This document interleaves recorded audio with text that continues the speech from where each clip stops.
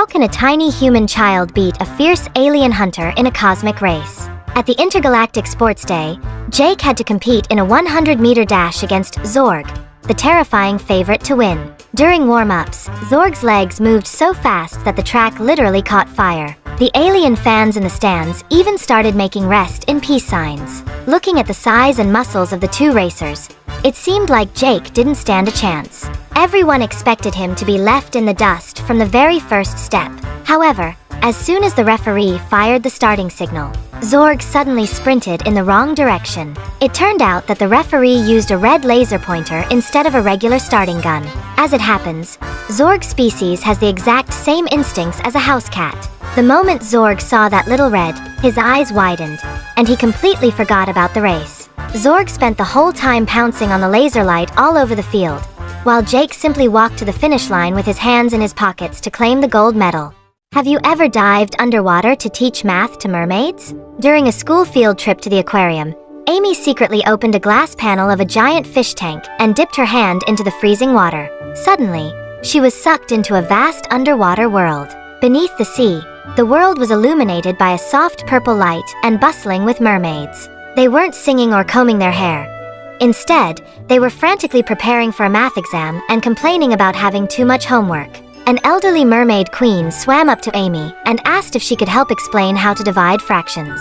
It turned out that the entire kingdom had been searching for a teacher for 10 years. They wanted their children to excel in math, and Amy herself had just gotten a perfect score on her latest test. So, she spent 3 hours teaching the mermaids before being suddenly ejected back out, landing right in front of the aquarium tank. None of her friends noticed she had been missing, save for her soaking wet hair and the ocean scent that lingered on her for the rest of the day.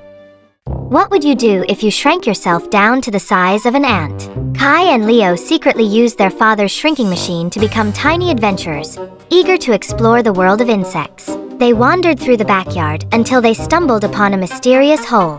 Venturing deep inside, they discovered a high-tech command center for a massive ant empire. Tens of thousands of ants, clad in advanced armor and fully armed, stood on guard. A large soldier ant marched forward to take Kai and Leo into custody and bring them before the royal palace. However, just as the soldier ant was about to grab Leo, Kai reached into his pocket and pulled out a fragment of a lemon drop candy. The moment the soldier ants caught a whiff of the lemon scent, their eyes lit up. They completely forgot their military duties. The entire ant army surged forward, frantically crowding around Kai to beg for a piece of the candy. Kai struck a deal. He distributed the candy scraps in exchange for the throne. Now, the duo sits cross-legged and carefree on a luxurious leaf palanquin, carried by 8 giant soldier ants. Other ants stand by, fanning them with pigeon feathers. Leo laughs with delight. One minute they were tiny prisoners, and the next, they had become the masters of an entire ant army. What would happen if Jacob rode a jet ski in ancient Egypt? Jacob is a boy who is obsessed with jet skis above anything else. He has shelves full of jet ski models, fills his notebooks with sketches of them until his teachers are confused, and dreams every night of racing across the ocean. One day, while working on a history report about ancient Egypt, Jacob fell asleep at his desk. When he woke up, he found himself sitting on a bright red jet ski in the middle of a massive river. Palm trees lined the banks, and giant pyramids stood tall in the distance. He sped across the water with excitement. The huge waves he created crashed onto the shore, knocking over villagers. Fish were tossed out of the water and landed on a group of priests performing a ceremony. And pottery jars shattered all over the marketplace. The Egyptians stopped everything to stare at the strange roaring machine that moved on water without oars. Suddenly, they all dropped to their knees at once. Jacob had no idea that he had just become the new god of Egypt. When he finally woke up from the dream, he finished his report, adding that ancient Egypt would have been much more fun with jet skis. His teacher saw it and gave him an A, writing creative thinking.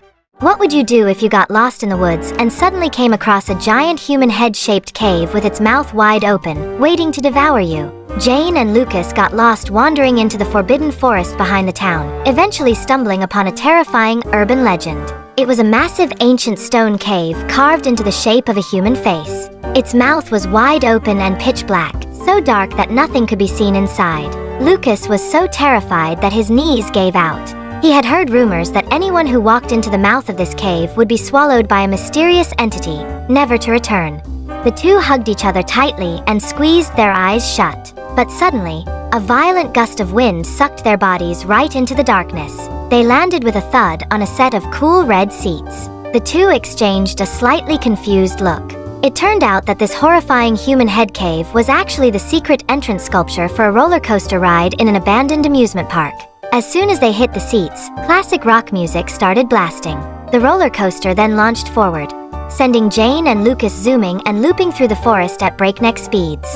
The children's terrified cries of fear quickly turned into screams of pure thrill.